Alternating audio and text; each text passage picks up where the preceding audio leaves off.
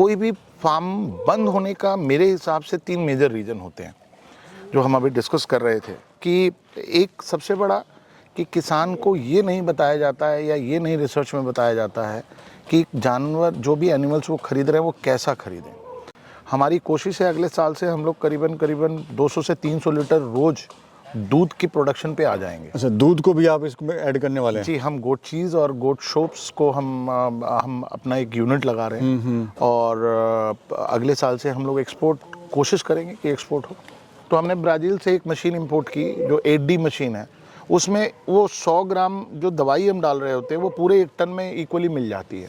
तो हर जानवर को वो पौष्टिक जो मिनरल्स हैं या दवाइयाँ हैं वो हर एनिमल्स को बराबर मात्रा में डिस्ट्रीब्यूट होता है ऑटोमेटिकली। जी, इतने लोग आज हजारों किसान हमसे राजस्थान यूपी के जुड़े हुए हैं, MP के जुड़े हुए हैं। तो हमको ये सुकून है कि हम इतने सारे लोगों को आजीविका दे रहे हैं, खाना दे रहे हैं, उनके घर चल रहे हैं। तो बड़ा काम में सिर्फ सेटिस्फैक्शन ये नहीं होता है कि आपको, हम लोगों को डर होता है कि फेल होंगे कि पास होंगे। पास भी होते हैं, फेल भी होते हैं, बट हमारी कोशिश है कि हम लोग अच्छा करें। पास फेल का तो पता नहीं है, ये तो वक्त बताएगा, लेकिन हम अच्छा कर रहे हैं, हम खुश हैं। नमस्कार भाइयों, इंडियन फार्मिंग टाइम्स में आपका एक बार फिर से स्वागत है। दोस्तों, आज हम पहुंचे हैं इंडिया के सबसे बिगेस्ट गॉड फार्म पे। जी हाँ, यहाँ पर 5000 बकरियों का पालन करा जा रहा है। अगर कभी भी हम बकरी पालन की बात करते हैं, 1000-2000 बकरी का फार्म आपने देखा होगा, लेकिन यहाँ पे सबसे बड़ा गॉड फार्म आज आपको देखने को मिलेगा। साथ में अगर बात करें, इन्होंने 2000 बकरियों से अपने फार्म की शुरुआत करी थी और अभी इनके पास 5000 बकरियाँ हैं, प्लस 2027 में जो इनका टारगेट है वो लगभग 10,000 बकरियों का है। इतना बड़ा सेटअप आपने नहीं देखा होगा। दोस्तों, आज की वीडियो काफ़ी कमाल की होने वाली है। आज हम बात करेंगे यहाँ के मालिक से, क्या इनका मैनेजमेंट है, क्या खिला रहे हैं, कैसे अपनी मार्केट कर रहे हैं। तो चलिए वीडियो शुरू करते हैं।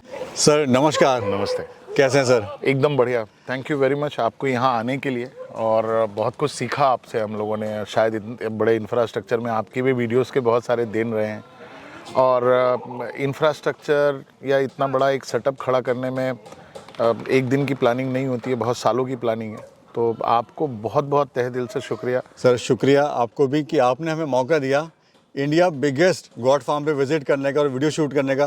तहे दिल से सर आपका बहुत बहुत धन्यवाद और शुक्रगुजार हैं इसके लिए। Thank you sir. Thank you sir. थोड़ा सर अपना, हमारे जो दर्शक देखें इंडियन फार्मिंग टेक्नोलॉजी के, अपना मेरा परिचय नाम दीजिए। BK सिंह है और हम लोग आगरा में हैं अभी। ये फार्म आगरा में बेस्ड है और ये इंडिया का सबसे बड़ा गोट फार्म है। सोजत और कोटा और बोर में हम काम करते हैं। 5000 से ज़्यादा हमारे पास अभी एनिमल्स हैं एट प्रेजेंट। फीमेल्स भी हैं 1000 के करीब में, बच्चे भी हैं। और ये प्रोजेक्ट हम लोगों ने 2.5 साल पहले स्टार्ट किया था और 2.5 साल से लग के अभी हम लोगों ने ये प्रोजेक्ट ऑलमोस्ट कंप्लीशन में है और अब हम लॉन्च कर रहे हैं इसको। सो यही है। मुझे बड़ी खुशी होती है सर। मैं गाज़ियाबाद यूपी से हूँ। हम लोग सोचते थे महाराष्ट्र में, और अब इससे पहले तक महाराष्ट्र में बड़े बड़े फार्म हुआ करते थे, लेकिन अभी यूपी के अंदर एक सबसे बिगेस्ट फार्म और इंडिया का सबसे बिगेस्ट फार्म है, ये गॉड फार्म है। सर इसकी नींव कैसे रखी और इससे पहले आप क्या कर रहे थे, थोड़ा बताइए, हमारे जो दर्शक आपको देख रहे हैं। हम लोग एजुकेशनल बैकग्राउंड से, हमारे कॉलेजेस हैं और हम लोग 18-19 साल से वही काम करते थे। बट हमारी कोशिश रही कि अब उम्र के इस पड़ाव में आके हम ऐसा कुछ करें जहां हम किसानों से जुड़े और जो लोअर मिडिल क्लास है या गरीब किसान है उनकी मदद की जाए। सर जैसे आपने बताया कि आपने शुरुआत करने से पहले बहुत रिसर्च करा। अक्सर जो लोग फेल होते हैं वो रिसर्च नहीं करते हैं इतनी, बट आपने प्रैक्टिकल रिसर्च करी, आप विदेशों में गए, काफ़ी कंट्रीज़ आपने देखी, घूमी। क्या सर अनुभव लिया बकरी पालन में? देखिए, मैंने आपको बोला कि किस किस कंट्री में आप गए? इंडिया में करीबन 200 से ज़्यादा फार्म मैंने विज़िट किए। कुछ फार्म ऐसे भी थे जो बंद हो गए थे, उनको भी विज़िट किए कि क्यों बंद हो गए। मैं नीदरलैंड के कुछ फार्म्स में गया। मैं कुवैत में एक I think one of largest Arab में है वो गोट मिल्क सेंटर है वो, और वहाँ भी मैंने गया, वहाँ भी देखा जो हाईटेक टेक्नोलॉजी है। देखिए, बाहर घूमना और सारे वर्ल्ड में घूमने का रीज़न ये था कि हम बेस्ट से बेस्ट इंफ्रास्ट्रक्चर लगाएं कि जो ज़रूरतें हैं उन ज़रूरतों को न देखते हुए किसान सिर्फ एनिमल्स पे कभी ध्यान दे देता है या कुछ लोग सिर्फ इंफ्रास्ट्रक्चर पे ध्यान दे देते हैं। तो हमारी कोशिश ये रही कि हम दोनों को बैलेंस करें और हम एनिमल्स भी अच्छे लाएं, हेल्दी एनिमल्स लाएं और उनको हेल्दी तरीके से रखें।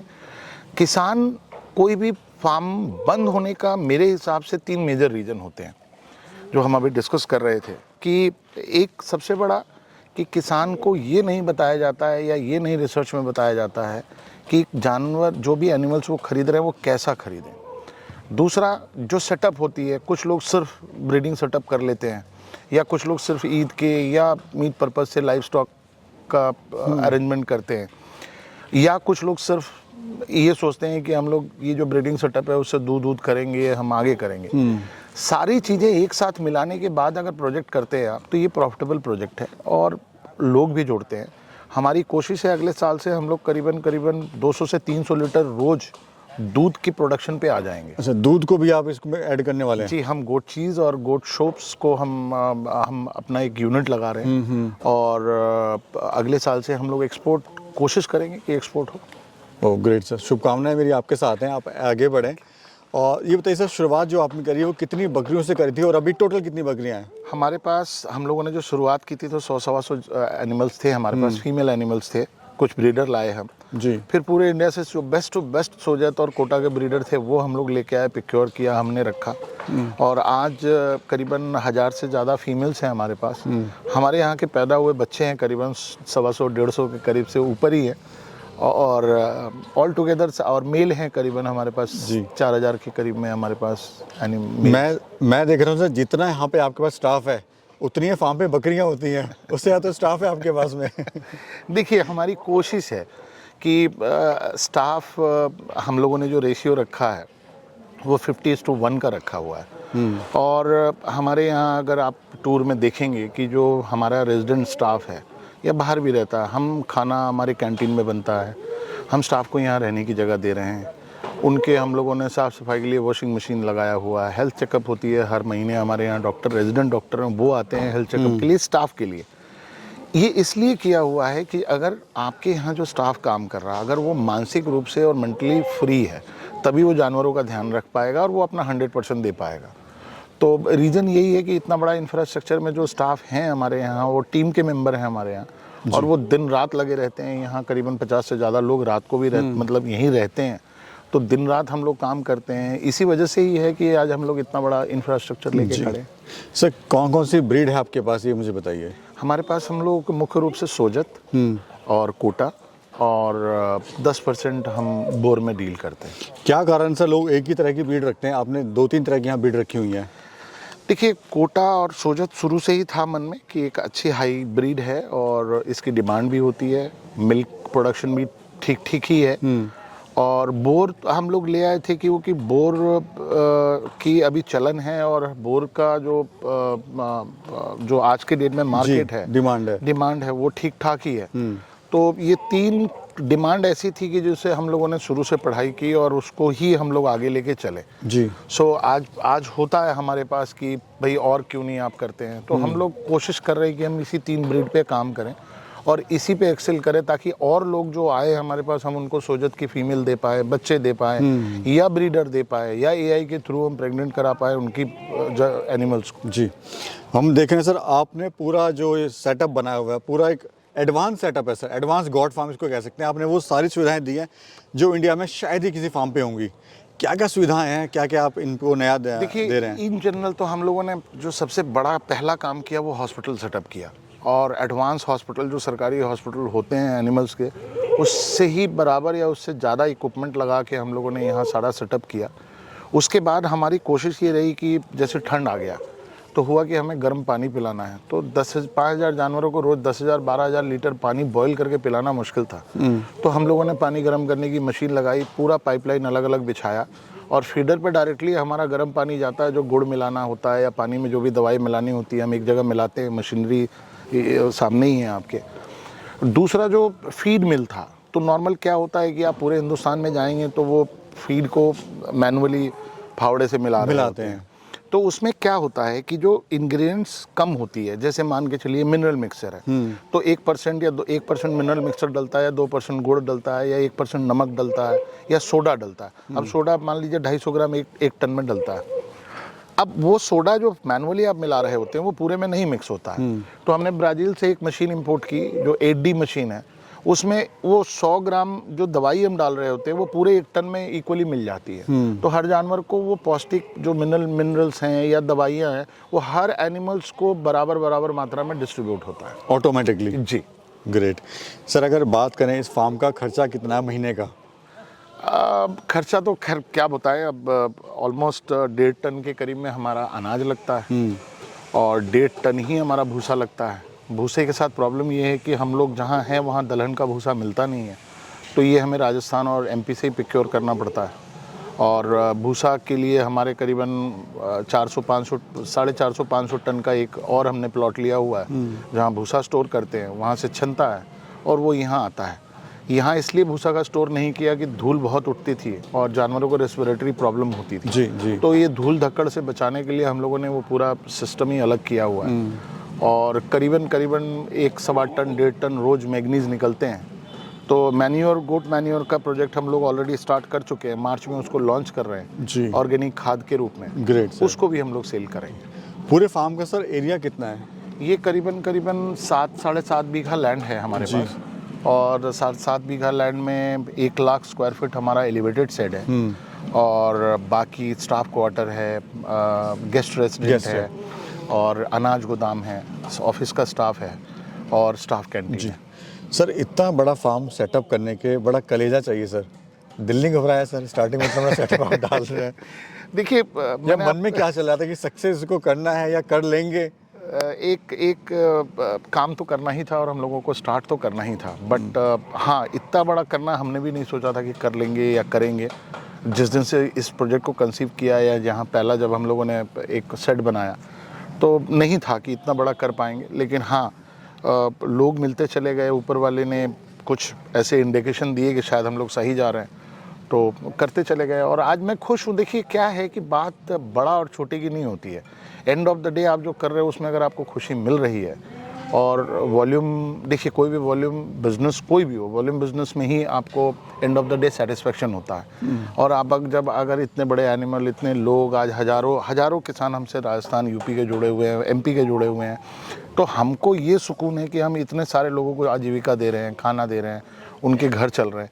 तो बड़ा काम में सिर्फ सेटिस्फेक्शन ये नहीं होता है कि आपको, हम लोगों को डर होता है कि फेल होंगे कि पास होंगे। पास भी होते हैं, फेल भी होते हैं, बट हमारी कोशिश है कि हम लोग अच्छा करें। पास फेल का तो पता नहीं है, ये तो वक्त बताएगा, लेकिन हम अच्छा कर रहे हैं, हम खुश हैं। मेरे यहाँ आज से 60-70-80 लोग काम कर रहे हैं, वो खुश हैं। मेरे एनिमल्स को आप देखिए, सब हेल्दी एनिमल्स हैं, घूम रहे हैं, कोई बीमार नहीं होता है। 2-4% जो बीमार होता है उसको हम लोग प्रॉपर ट्रीटमेंट के साथ काम करते हैं, मैं खुद देखता हूँ। तो हम लोगों की थॉट प्रोसेस ये है कि हम जो भी काम करें, छोटा करें बड़ा करें, उसमें खुशी हो। सर एक बड़ा कॉमन सवाल मैं पूछना चाहता हूँ, लोग भी जानना चाहते हैं इसका आंसर। जो बकरी पालक भाई फेल हो जाते हैं, वो क्या ऐसा ना करें कि इससे फेल हो रहे हैं, सक्सेस की तरफ वो कैसे जाएं? क्योंकि बहुत लोग हैं जो कॉल करते हैं, मैसेज आते हैं कि सर हम फेलियर हो रहे हैं, हम लोग कैसे इसमें प्रॉफिट कमाएं। थोड़ा बताइए क्या वो रणनीति अपनाएं, कैसे वो मैनेजमेंट करें ताकि वो सक्सेस की तरफ बढ़ें? क्योंकि कंपटीशन इसमें सर अभी तक भी बकरी पालन में नहीं है, लेकिन उसके बाद भी लोग फेल हो जाते हैं। देखिए, मैं आपको बताया कि 3 चीज़ें होती हैं कि किसी भी एक बेसिक आदमी को समझना चाहिए। ट्रेनिंग आप कहीं से भी लीजिए, ट्रेनिंग लेने के बाद आप खुद एक फार्म पे जाइए और 1 महीना जाके रहिए या 15 दिन रहिए। आपके पास जो स्टाफ है वो वेल ट्रेन होना चाहिए। आप कोशिश मत कीजिए कि कोई भी राह चलता आदमी को काम पे लगा दीजिए, वो नहीं, जो एनिमल को समझ सकता। आज मेरे बंदे हैं यहाँ, बच्चे खड़े हैं, वो एक एनिमल्स को देख के बता सकते हैं कि सर ये शाम को बीमार हो जाएगा। एक बहुत बड़ी इस बिजनेस में ट्रिक है। दूसरा, आप कहीं भी किसी भी इंडिया के कोने में फार्म डाल रहे हैं, आप पहला काम कीजिए कि वेटनरी डॉक्टर ढूंढिए और उससे बात कीजिए कि आपको गोट के बारे में नॉलेज है कि नहीं है। और जितनी भी बीमारियां होती हैं, आप अगर 1 महीना 2 महीना इस गोट्री के बारे में पढ़ाई कर रहे हैं, तो 1 महीना कम से कम हेल्थ सेक्टर को लेके जो दवाइयां हैं, जब क्या बीमारी होती है तो कौन सी दवाई लगती है, वो दवाइयां कहाँ अवेलेबल है, इस चीज़ के बारे में अगर आप R&D करके स्टार्ट करेंगे तो मेरे हिसाब से 50% आपकी प्रॉब्लम सॉल्व हो जाती है। अब रही इकोनॉमिक्स की बात, तो होता क्या है कि अभी तक जितनी जगह फार्मिंग होती है, लोग यही कहते हैं कि आप एक काम कीजिए कि 6 महीने 8 महीने की पाटे खरीद लाइए और उनको फिर 500 जानवरों को ले आइए और 20-25 आप मेल ब्रीडर डाल दीजिए और चलता है। ऐसे नहीं होता है। आपको एक हाइब्रिड मॉडल बनाना चाहिए जिसमें आपको बहुत छोटी पाटे खरीदने से बचना चाहिए। आप बड़े जानवर खरीदिए। एक बार जो बच्चा दे चुकी है वो आपको एक सस्टेनेबल वो रहेगा, क्योंकि उसकी इम्यूनिटी डेवलप हो चुकी है, उसके अंदर के हार्मोन्स डेवलप हो चुके हैं, वो 1 या 2 बच्चे दे चुकी है, तो उसके पास क्षमता है कंसीव करने की।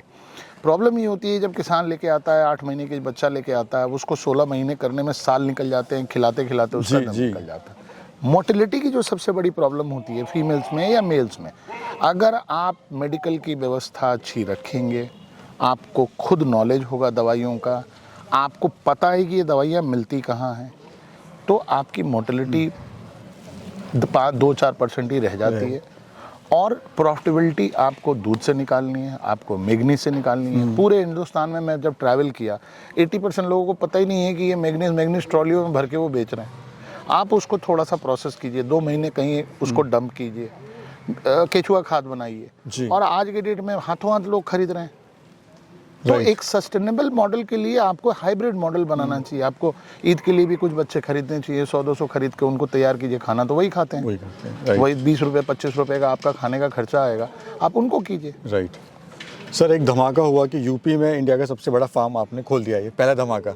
अभी दूसरा धमाका क्या करने वाला है, यानी क्या प्लानिंग है अभी आपके फ्यूचर में, और क्या क्या यहाँ पे आप हमें देखने को मिलेगा नेक्स्ट टाइम पे? हमारी प्लानिंग ये है सर कि अब हम लोग एक वेटनरी कॉलेज का एस्टेब्लिशमेंट की ओर हैं, और शायद इस साल या अगले साल तक ये वेटनरी कॉलेज स्टार्ट हो जाएगा। हम एक एक्सपीरियंशियल नेक्स्ट टाइम, वो ऑलरेडी कंस्ट्रक्शन स्टार्ट हो गया है, एक एक्सपीरियंशियल हम लोग सेटअप डाल रहे हैं जिसमें 50 लोग आके बैठेंगे और हमारे इंस्ट्रक्टर होंगे, वो हमारे एनिमल्स के बारे में, बच्चों के बारे में इंस्ट्रक्ट करेंगे लाइव डेमो के साथ। तीसरा जो सबसे बड़ा हमारा अभी उद्देश्य है कि हम 5000, अभी हम जैसे 1000 किसानों से जुड़े हुए हैं, हम 5,000 किसानों से जुड़ें और उनकी आजीविका बढ़ाएं। हम अगले साल तक ये नंबर 10,000 तक ये नंबर हम पहुंच जाएंगे। तो हम अपना और इंफ्रास्ट्रक्चर बढ़ा रहे हैं, और अगले साल के अंत तक हमारी कोशिश है कि हम 10,000 तक पहुंच जाएं। सर, क्या कहना चाहते हैं हमारे दर्शकों को जो आपको देख रहे हैं, और रियली मतलब उनको भी खुशी होगी कि बकरी पालन जो समझते थे कि छोटा काम है, लेकिन आज वो देख रहे हैं अपनी आंखों से कि इतना बड़ा भी सेटअप हो सकता है। देखिए, मैं तो हर किसी को इनकरेज करूंगा, और मैंने सर को भी बोला कि मेरे ये देखने के बाद शायद लोग आए, देखें, समझें, हम पूरा सपोर्ट करने के लिए तैयार हैं, और इससे भी बड़ा फार्म खोलें। हिंदुस्तान में आज की डेट में ये फार्मिंग 99% अनऑर्गेनाइज सेक्टर के थ्रू चलती है। सो ऑर्गेनाइज बने, सेटअप कीजिए, अच्छे एनिमल्स लाइए, और इस बिज़नेस में स्कोप है, फ्यूचर भी है, तभी हम लोग आज यहाँ खड़े हैं। थैंक यू सर, फिर से एक बार बहुत बहुत धन्यवाद आपको, आपने मौका दिया, बहुत बहुत शुक्रिया सर। Thank you.